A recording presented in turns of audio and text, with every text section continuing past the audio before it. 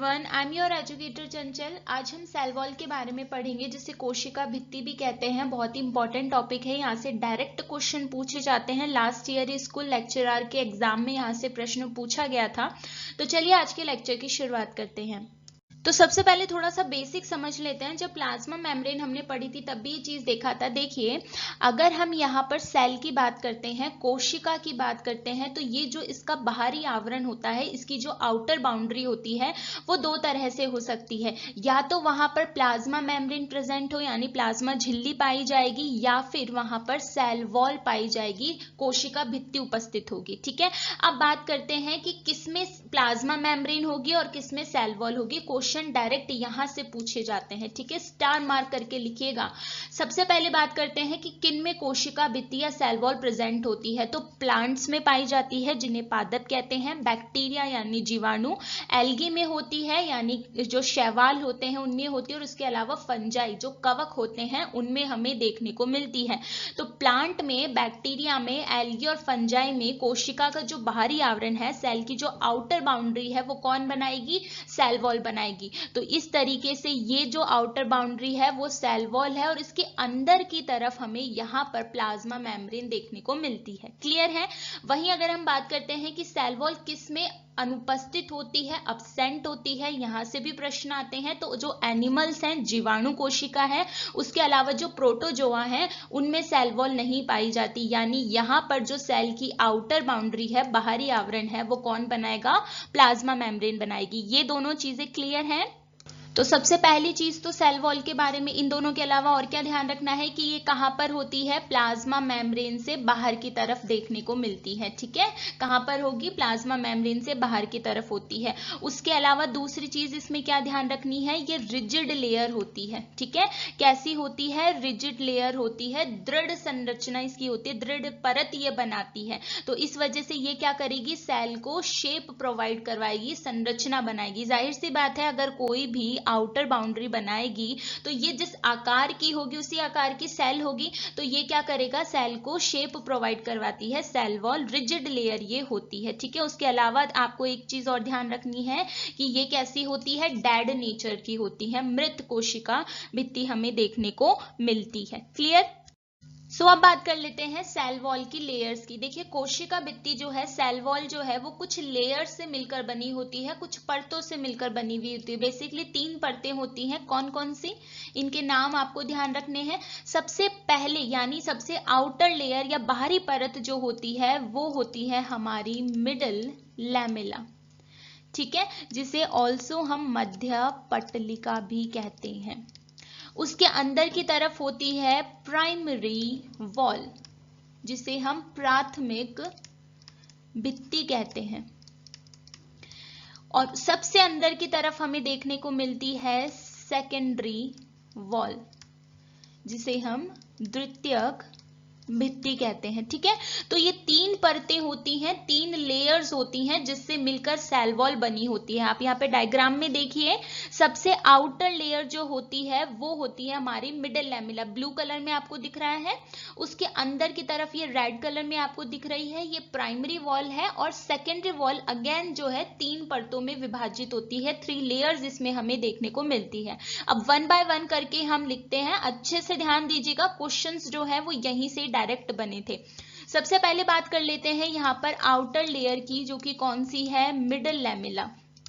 तो middle lamella के बारे में सबसे पहली चीज ध्यान रखना है कि ये कौन सी है? आउटर मोस्ट लेयर है। सबसे बाहरी परत जो होती है वो कौन सी है? हमारी मिडल लैमेला, ब्लू कलर में दिख रहा है आपको। यहां से क्वेश्चन पूछा जा सकता है कि ये किसकी बनी हुई होती है, प्रश्न यहीं से आए थे। तो ये पैक्टीन से बनी हुई होती है, स्टार मार्क करके लिखना। मिडल लैमेला किससे बनी हुई होती है? पैक्टीन से बनी हुई होती है। ठीक है, फिर अगर हम बात करते हैं कि इसको जो है, क्या हम जो स्ट्रॉन्ग एसिड्स हैं उससे घोला जा सकता है? तो बिल्कुल, जो स्ट्रॉन्ग एसिड्स होते हैं हमारे, यानी प्रबल अम्ल जो होते हैं, उससे हम इसको क्या कर सकते हैं? डिसॉल्व कर सकते हैं, घोला जा सकता है, अलग किया जा सकता है। ठीक है, अब ये आउटर लेयर है, तो इसका काम क्या है? इसका काम है ये जो 2 सेल्स हैं इनको आपस में जोड़कर रखना। क्योंकि आउटर लेयर के फॉर्म में देखिए आप, यहाँ पर ये ब्लू कलर है, तो यहाँ पे जब दूसरी सेल आएगी तो वो इससे अटैच्ड होगी। तो मिडल लैमेला का काम क्या है, इन दो सेल्स को आपस में जोड़कर रखना। ठीक है, पहली चीज मिडल लैमेला के बारे में ध्यान रखनी है, आउटर मोस्ट लेयर है, पैक्टीन से बनी हुई होती है, स्ट्रॉन्ग एसिड से हम इसको डिसॉल्व कर सकते हैं, प्रबल अम्ल से हम इसको घोलकर अलग कर सकते हैं, और ये दो सेल्स को, दो कोशिकाओं को जो है आपस में जोड़कर रखती है। क्लियर है यहां तक?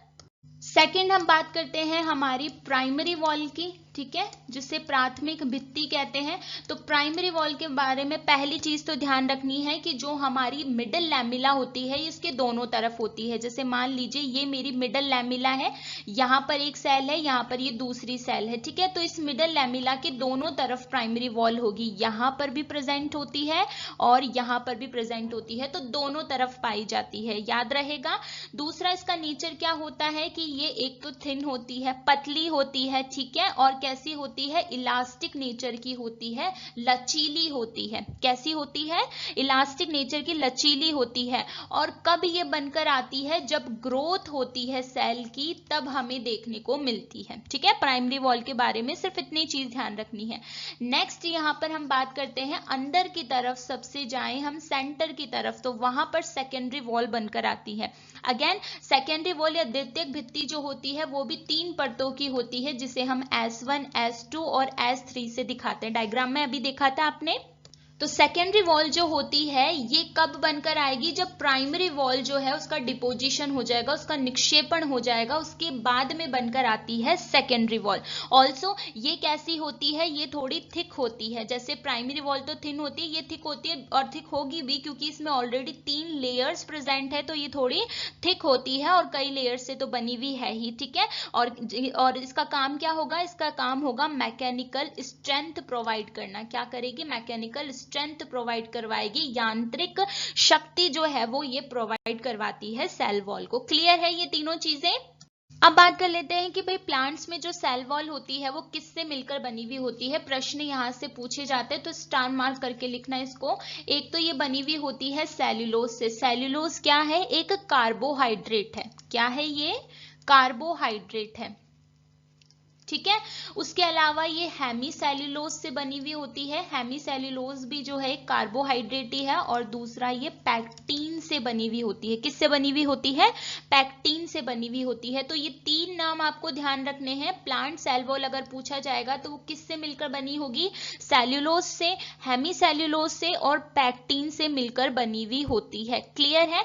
अगर सेल्यूलोज की उसमें बात करना है तो आपको यहाँ पर 2 चीजें ध्यान रखनी है। पहली तो ये कि जो सेल्यूलोज चेन्स होती हैं इनमें इंटरचेन हाइड्रोजन बॉन्ड्स प्रेजेंट होते हैं। ये एक दूसरे से किससे जुड़ी हुई होती है, कौन से बॉन्ड से जुड़ी हुई होती है, इंटरचेन हाइड्रोजन बॉन्ड से ये एक दूसरे से जुड़ी हुई रहती है, चेन्स। ठीक है, जिसको हम क्या कहते हैं, माइक्रोफिब्रिल कहते हैं। क्या कहते हैं, माइक्रोफिब्रिल कहते हैं। ठीक है, बहुत ही स्टेबल स्ट्रक्चर ये यहाँ पर बनकर आती है, जिसको हम इजीली डिसॉल्व नहीं कर सकते हैं, हाइड्रोलाइज नहीं कर सकते हैं।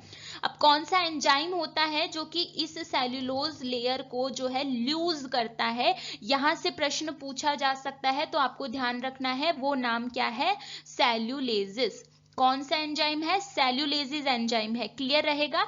अब देखिए एक इस सेल्यूलोज के बारे में स्टार मार्क करके ये चीज भी लिख लेना, ये मोस्ट अबंडेंट ऑर्गेनिक सब्सटेंस है जो अर्थ पर देखने को मिलता है। ठीक है, जो सेल्यूलोज है ये मोस्ट अबंडेंट कार्बोहाइड्रेट भी आप कह सकते हो और ऑर्गेनिक सब्सटेंस भी कह सकते हो, जो कि हमें अर्थ पर देखने को मिलता है। ठीक है, तो ये 3-4 चीजें जो है प्लांट सेल वॉल के केस में आपको ध्यान रखनी है। अच्छा, एंजाइम जो है वो तो ये हो गया जो कि इसको जो है सेल्यूलेज के लिए काम आता है, सेल्यूलोज के लिए हमें देखने को मिलता है। उसके अलावा एक एक्सपेंसिन प्रोटीन भी होती है। एक्सपेंसिन प्रोटीन स्टार मार्क करके लिखना। एक्सपेंसिन प्रोटीन जो होती है ये क्या करती है, इस चेन को, सेल्यूलोज की जो चेन है हमारी सेल वॉल में, उसको लूज कर देती है। ठीक है, तो ये 2 चीजें ध्यान रखनी है, सेल्यूलेजिस एंजाइम और एक्सपेंसिन प्रोटीन। क्लियर? सो प्लांट के बाद अब बात करते हैं हम बैक्टीरिया की। बैक्टीरिया यानी जो जीवाणु होते हैं, इनमें सेल वॉल जो है वो कैसी होती है, तो स्टार मार्क करके लिखिएगा। जो बैक्टीरियल सेल वॉल होती है वो पेप्टाइडोग्लाइकेन से बनी हुई होती है। पेप्टाइडोग्लाइकेन से बनी हुई होती है। अगर इसको हिंदी में लिखूं तो पेप्टाइडोग्लाइकेन ग्लाइकेन से बनी हुई होती है। ये जो पेप्टाइडोग्लाइकेन होते हैं इसके दो कंपोनेंट्स आपको ध्यान रखने हैं। अभी तक तो वैसे प्रश्न पूछा नहीं गया, लेकिन जिस तरीके से क्वेश्चन आजकल बन रहे हैं तो पूछा जा सकता है। सो पेप्टाइडोग्लाइकेन में दो कंपोनेंट्स हमें देखने को मिलते हैं, एक होता है नैग और दूसरा होता है नैम। नैग का मतलब है यहाँ पर N acetyl glucosamine, N acetyl glucosamine, और दूसरा है नैम जो कि है एन एसिटाइल म्यूरामिक एसिड। तो नैग और नैम से आप ध्यान रख सकते हैं, ये है एन एसिटाइल ग्लूकोजामाइन और ये है एन एसिटाइल म्यूरामिक एसिड। ठीक है, इससे ज्यादा आपसे डिटेल में नहीं पूछेंगे।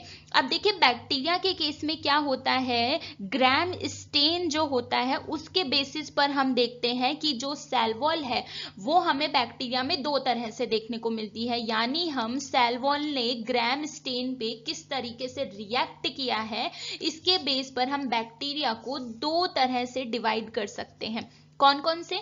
सबसे पहले यहां पर होते हैं gram positive bacteria, gram positive bacteria जिसे कहा जाता है ग्राम धनात्मक जीवाणु। दूसरा टाइप यहां पर होता है ग्राम नेगेटिव बैक्टीरिया, यानी कि ग्राम ऋणात्मक जीवाणु। ठीक है, तो ये दो टाइप्स हमें देखने को मिलते हैं कि जो सेल वॉल है बैक्टीरिया की सेल वॉल ने उसने ग्राम स्टेन पे किस तरीके से रिएक्ट किया है, उस प्रोसीड्यूर का क्या रिस्पॉन्स रहा है। सबसे पहले अगर हम बात करते हैं ग्राम पॉजिटिव बैक्टीरिया की, तो यहाँ पर जो अब हम इसको ग्राम स्टेन से स्टेन करते हैं तो यहाँ पर कैसा कलर हमें देखने को मिलता है, यहाँ पर पर्पल कलर देखने को मिलता है। स्टार मार्क करके ये चीज लिखिएगा, पर्पल कलर से ये स्टेन होते हैं। वहीं अगर नेगेटिव की बात करते हैं तो या तो पिंक कलर हमें देखने को मिलेगा या फिर हमें रेड कलर देखने को मिलता है। ठीक है, तो ग्राम धनात्मक में तो कैसा स्टेन आएगा, पर्पल कलर का आएगा, बैंगनी कलर का। वहीं अगर हम बात करते हैं ग्राम नेगेटिव में तो पिंक और रेड आता है। अब इनकी सेल वॉल कैसी होती है वो हम यहाँ पर देख लेते हैं। सबसे पहले बात कर लेती हूं यहाँ पर ग्राम पॉजिटिव की। ग्राम पॉजिटिव बैक्टीरिया की सेल वॉल कैसी होती है, तो देखिए यहाँ पर जो सेल होती है वो सेल वॉल होती है वो सिर्फ सिंगल लेयर से बनी हुई होती है। कैसी होती है, सिंगल लेयर से बनी हुई होती है, जो कि सिर्फ पेप्टाइडोग्लाइकेन से बनी हुई होगी।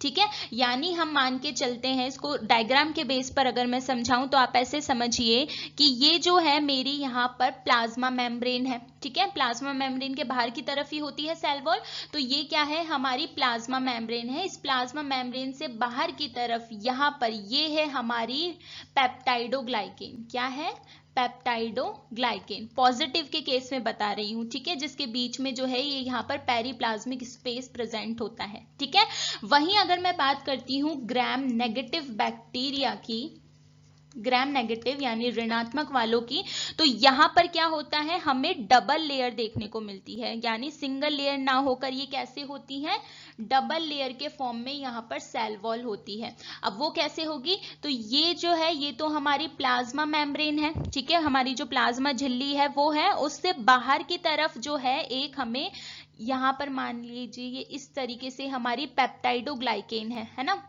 ये क्या है, पेप्टाइडोग्लाइकेन है। इस पेप्टाइडोग्लाइकेन से बाहर की तरफ जो है एक और लेयर प्रेजेंट होती है, जिसे हम क्या कहते हैं, आउटर मेम्ब्रेन कहते हैं। क्या कहते हैं, आउटर मेम्ब्रेन हम इसे कहते हैं। ये चीज ध्यान रहेगी। तो यहां पर क्या होगा, ग्राम नेगेटिव के केस में वो डबल लेयर की बनी हुई होती है। एक तो प्लाज्मा मेम्ब्रेन, प्लाज्मा मेम्ब्रेन से बाहर की तरफ पेप्टाइडोग्लाइकेन तो है ही, उससे बाहर की तरफ एक और लेयर प्रेजेंट होती है जिसे आउटर मेम्ब्रेन कहते हैं। तो यहाँ पर कौन कौन सी लेयर्स प्रेजेंट हो जाएंगी अगर हम इसकी बात करें, तो एक तो पेप्टाइडोग्लाइकेन से बनी हुई लेयर है, पेप्टाइडोग्लाइकेन से बनी हुई लेयर है। दूसरी हमारी यहाँ पर आउटर मेम्ब्रेन भी प्रेजेंट होती है, और ये जो आउटर मेम्ब्रेन होती है, ये आउटर मेम्ब्रेन मोस्टली बनी हुई होती है लिपोपॉलीसैकेराइड से।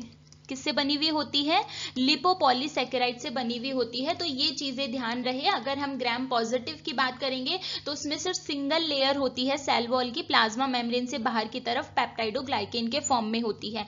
वहीं ग्राम नेगेटिव में ये डबल लेयर के फॉर्म में होती है, प्लाज्मा मेम्ब्रेन, उससे बाहर की तरफ पेप्टाइडोग्लाइकेन, उससे बाहर की तरफ एक और लेयर होती है जिसे आउटर मेम्ब्रेन कहते हैं, और वो मोस्टली लिपोपॉलीसैकेराइड से बनी हुई होती है। इतनी चीजें क्लियर है। फिर अगर हम बात करते हैं एल्गल सेल वॉल की, जो शैवाल होते हैं उनमें जो कोशिका भित्ति है वो किससे मिलकर बनी हुई होती है, तो वो बनी हुई होगी, पहला तो ध्यान रखना है पॉलीसेकेराइड्स का, इन सबके नाम ध्यान रखना किसमें किससे बनी हुई है, उसके अलावा ग्लाइकोप्रोटीन से बनी हुई होती है। ठीक है, तो अगर एल्गल सेल वॉल पूछा जाए तो ग्लाइकोप्रोटीन से बनेगी और किससे बनेगी, पॉलीसेकेराइड से बनेगी। वहीं अगर हम फंजाई की बात करते हैं, जो कवक होते हैं, उनमें सेल वॉल किससे बनी हुई होती है, तो काइटिन से बनी हुई होती है। किससे बनी हुई होगी, काइटिन से बनी हुई होगी। इससे ज्यादा यहाँ पर आपसे डिटेल नहीं पूछी जाती है। क्लियर है, तो ये हमने पढ़ लिया किसमें सेल वॉल किस तरह से प्रेजेंट होती है। अब लास्ट में हम इसके फंक्शंस थोड़ा सा देख लेते हैं। तो देखिए, पहला फंक्शन तो इसका हो जाएगा सेल को शेप प्रोवाइड करना, क्योंकि सेल का बाहरी आवरण बना रही है, आउटर बाउंड्री बना रही है, तो ये क्या करेगी, सेल को शेप प्रोवाइड करवाती है। सेकेंड फंक्शन इसका क्या हो जाता है, प्रोटेक्टिव बैरियर का काम करती है। आउटर लेयर है तो प्रोटेक्टिव बैरियर का काम करेगी, स्पेशली बैक्टीरिया के केस में, जीवाणु के केस में। वहां पर क्या होता है, एंटीबायोटिक्स जो होती है, फॉर एग्जाम्पल आप पेनिसिलिन ले लीजिए, वो क्या करती है, बैक्टीरिया को किल करने के लिए, उसको मारने के लिए, उसकी सेल वॉल जो होती है उसको ही डाइजेस्ट करके काम करती है। ठीक है, तो एज अ जो है ये बैरियर वहां पर काम करेगी सेल वॉल। ठीक है, तीसरा फंक्शन इसका क्या हो जाएगा, मैकेनिकल स्ट्रेंथ यहाँ पर प्रोवाइड करवाती है। ठीक है, यांत्रिक शक्ति जो है वो सेल को प्रोवाइड करवाती है। क्लियर है ये यहाँ पर। सो आज के लेक्चर में इतना ही। आई होप सो आपको लेक्चर समझ में आया होगा। डायरेक्ट क्वेश्चन पूछे जाते हैं, जितने भी प्रश्न पूछे जाएंगे वो सभी मैंने आपको यहाँ पे करवा दिए हैं। सो मुझे कमेंट करके जरूर बताइएगा आपको लेक्चर कैसे लग रहे हैं। चैनल सब्सक्राइब करिएगा, शेयर करिएगा। नेक्स्ट लेक्चर जो है वो न्यूक्लियस के बारे में पढ़ेंगे, केंद्रक के बारे में पढ़ेंगे। बहुत ही इंटरेस्टिंग लेक्चर होने वाला है। So stay tuned for upcoming interesting lectures. Thank you.